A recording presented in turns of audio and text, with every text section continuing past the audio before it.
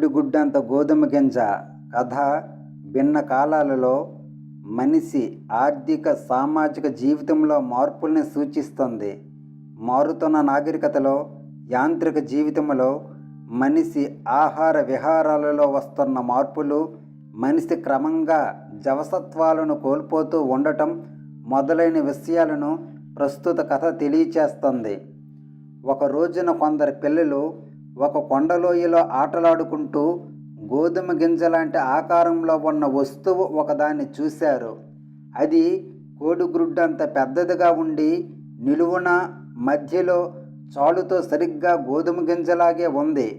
ఆ బాలురు దానితో వినోదంగా ఆడుకుంటుంటే దారిని పోయే బాటసారి ఒకడు చూచి ఆశ్చర్యపడి వాళ్ళ చేతుల్లో ఒక అనా పెట్టి ఆ గింజను తీసుకున్నాడు.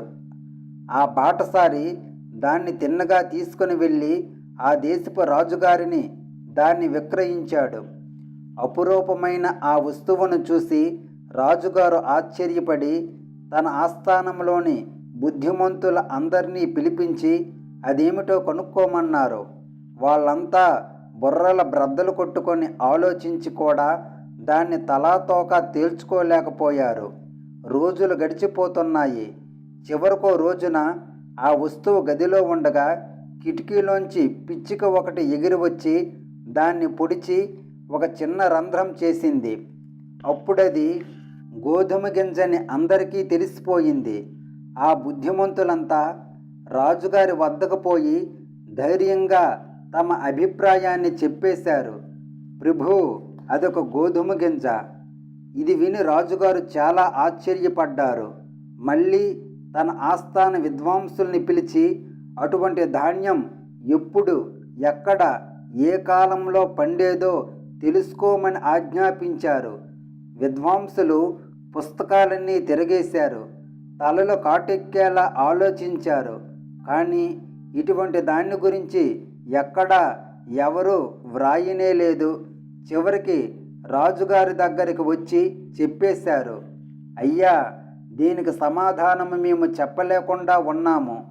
మా పుస్తకాల్లో కూడా దీని గురించి ఏమీ లేదు.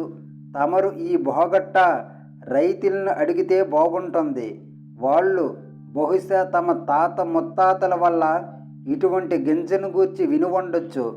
అందుచేత రాజుగారు తమ సిబ్బందిని పిలిచి ఆజ్ఞ ఇచ్చారు, మన రాజ్యంలో కల్లా వృద్ధుడైన రైతునొక్కడిని పట్టుకురండి.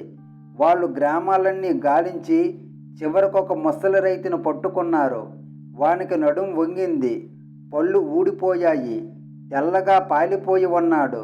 2 చంకల క్రింద 2 కర్రలు బోటు పెట్టుకొని అతి కష్టం మీద తూలుతూ రాజుగారి ఎదుటకు వచ్చి నిలబడ్డాడు. రాజుగారు రైతుకు ఆ గోధుమ గింజను చూపించారు. కానీ రైతుకు దృష్టి ఆనటం లేదు. చేతిలో వేసుకొని అటు ఇటు త్రిప్పి తాకి చూశాడు. రైతు ఎంతకీ మాట్లాడకపోవటం చూసి రాజుగారే అడిగారు, తాత, ఇటువంటి గోధుమ ఎక్కడ పండుతుందో చెప్పగలవా? నువ్వెప్పుడైనా ఇటువంటి దాన్ని పండించడం కానీ కొనడం కానీ చేశావా? ఆ ముసలి రైతుకి బ్రహ్మచెముడు కూడాను. రాజుగారు చెప్పింది అసలు అతనికి వినిపించనే లేదు. చాలాసేపు తంటాలపడి చెప్పగా అసలు సంగతి తెలుసుకున్నాడు తాత. అబ్బే లేదు మహాప్రభో, నేనెప్పుడు ఇట్లాంటి దాన్ని చల్లనూ లేదు, కొయ్యనూ లేదు, చివరికి కొననూ లేదు. నేనెప్పుడు గోధుమలు కొన్న గింజలు ఇప్పుడున్నట్లుగానే ఉండేవి. మా నాయన ఒకవేళ ఇటువంటి దాన్ని గురించి విని ఉండొచ్చు. అతన్ని తమరు పిలిపించి అడగండి అని సమాధానం చెప్పాడు. రాజుగారి భటులు ఆ వృద్ధుని తండ్రిని వెతికి కనుక్కొని దర్బారులోకి తీసుకొచ్చారు. అతడు ముసలివాడే, కానీ ఒక్క కర్ర సాయంతోనే నడిచి రాగలిగాడు. రాజుగారు అతనికి ఆ గోధుమ గింజను చూపించారు. ఆ ముసలి రైతు ఇంకా దృష్టి బాగానే ఉంది. బాగా పరకాయించి గోధుమ గింజను చూస్తుంటే రాజుగారు అడిగారు, తాత, ఇట్లాంటి గోధుమ ఎక్కడ పండిందో చెప్పగలవా? నువ్వెప్పుడైనా అటువంటిది పండించి కానీ కొని కానీ ఉన్నావా? ఈ ముసలి రైతుకు కూడా చెవుడే, కానీ కొడుకు కంటే బాగానే వినిపిస్తుంది.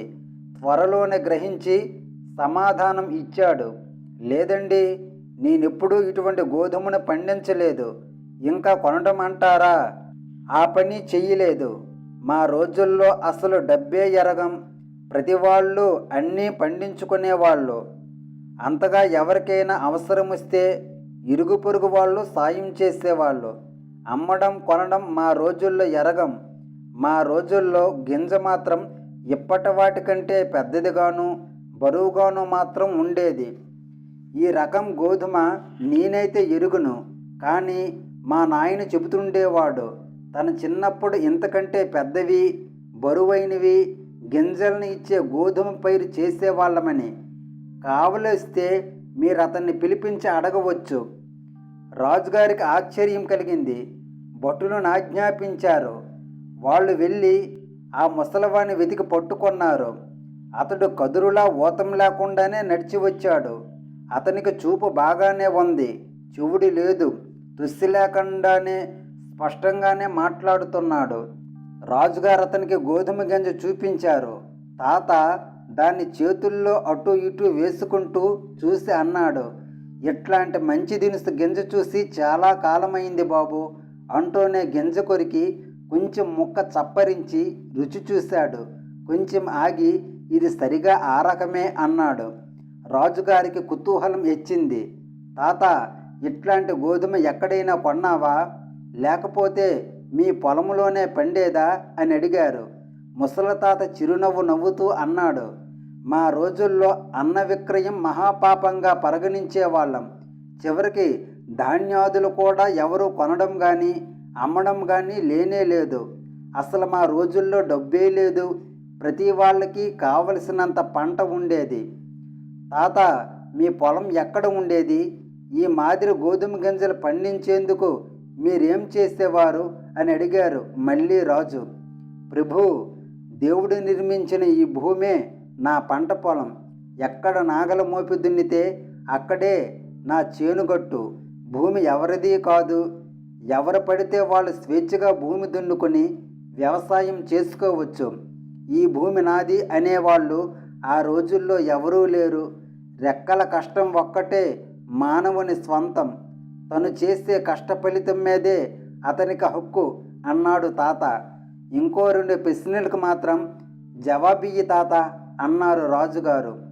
ఒకటి, ఆ రోజుల్లో భూమి అటువంటి పంటలను ఇచ్చేది. ఇప్పుడు ఎందుకని అటువంటి దినుసులు ఇవ్వటం లేదు? రెండో ప్రశ్న ఏమిటంటే, నీ మనముడు 2 చంక కర్రలతో కానీ నడవలేకుండా ఉంటే నీ కొడుకు ఒక్క కర్ర ఊతతో నడుస్తున్నాడు. నువ్వు ఏ సాయం అక్కర్లేకుండానే నడవగలుగుతున్నావే. నీ కళ్ళు చక్కగా కనిపిస్తున్నాయి, చెవుడు రాలేదు, పళ్ళు ఓడలేదు, మాట ఏమీ కొనుగుపోలేదు. నీకు నీ మనమడికి ఈ తేడా ఎందుకుంది చెప్పు? తాత సూటిగా జవాబిచ్చాడు. ప్రభు, ఇట్లా జరగటానికి కారణం లేకపోలేదు. ఇది వరలో మానవులు తమ శ్రమ మీదే ఆధారపడి జీవించేవాళ్ళు. ఇప్పుడు చాలామంది ఇతరుల కష్టం మీద ఆధారపడి సోమరులుగా బ్రతుకుతున్నారు. పూర్వం అంతా ప్రకృతి శాసనాలను అతిక్రమించకుండా జీవించేవారు. తను శ్రమపడి ఉత్పత్తి చేసిన వస్తువులతోనే గడుపుకునే వాళ్ళ ఆ రోజుల్లో. ఇతరుల వస్తువులకై మనస్సులో కూడా వాంఛించటం పాపంగా ఎంచేవాళ్ళు. ఇప్పుడు కాలు మీద కాలేసుకుని కూర్చొని అందరికంటే బాగా తినడమే గొప్ప సంగతిగా భావిస్తున్నారు. ఇదే తేడా అప్పటికి ఇప్పటికీ. అందువల్లనే పంటలు క్షీణించాయి, మనుష్యులు జవసత్వాలు ఉడుగుతున్నాయి. ఈ వీడియో నచ్చినట్లయితే దయచేసి మన ఛానల్ని సబ్స్క్రైబ్ చేసుకోండి.